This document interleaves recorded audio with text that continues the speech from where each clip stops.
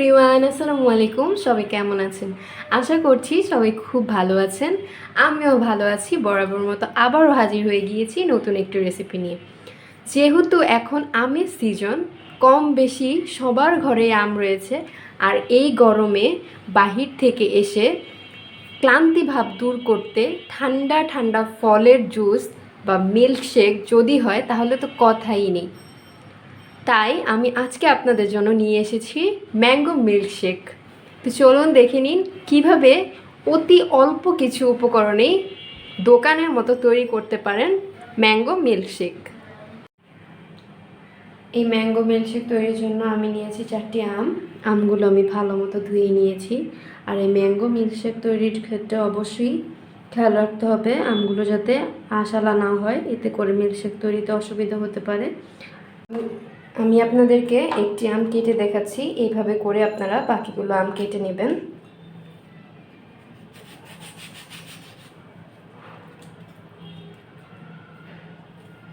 দেখতেই পাচ্ছেন কালারটা দেখতে কতটা সুন্দর লাগছে। এইভাবে করে কেটে নিতে পারেন চাইলে, এতে করে খোসা থেকে আম ছাড়াতে খুব সহজ হবে। এভাবে করে চামচ দিয়ে আমগুলো তুলে নেবেন। ঠিক এভাবে করে বাকি আমগুলো আপনারা কেটে নিতে পারেন। আমি সবগুলো আম কেটে নিয়েছি আটিটা ছাড়া। বাকি আমের যে দুই সাইড থেকে নিয়ে আমার এতটুক হয়েছে 4টি আম। এখন আমি এই আমগুলোকে দিয়ে দিব ব্লেন্ডারে। ব্লেন্ডার জারে দিয়ে ব্লেন্ড করে নিব।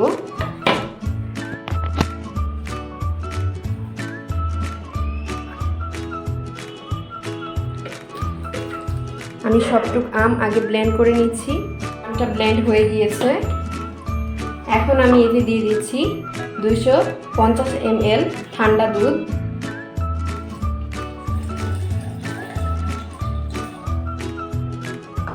আর দিয়ে দিচ্ছি 3 চা চামচ পরিমাণ চিনি। এতে দিয়ে দিচ্ছি 4-5টি আইস কিউব। এতে করে মিল্কশেক দেখতেও সুন্দর লাগবে, খেতেও ভালো লাগবে।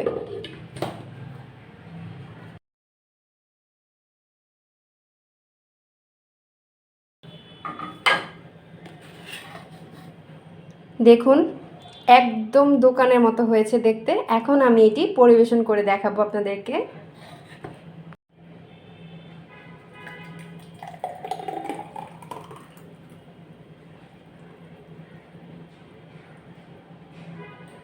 অতি সহজে অল্প কিছু উপকরণে আমি আপনাদের সাথে শেয়ার করেছি এই ম্যাঙ্গো মিল্কশেক রেসিপিটি। তো আশা করছি আমার আজকের এই মিল্কশেক রেসিপিটি সকলের কাছে ভীষণ ভালো লাগবে। দেখতেই অনেক ইয়াম্মি লাগছে। আশা করি খেতেও অনেক অনেক ভালো লাগবে সকলের। অবশ্যই বাসায় একবার হলেও ট্রাই করে দেখবেন এই ম্যাঙ্গো মিল্কশেকটি।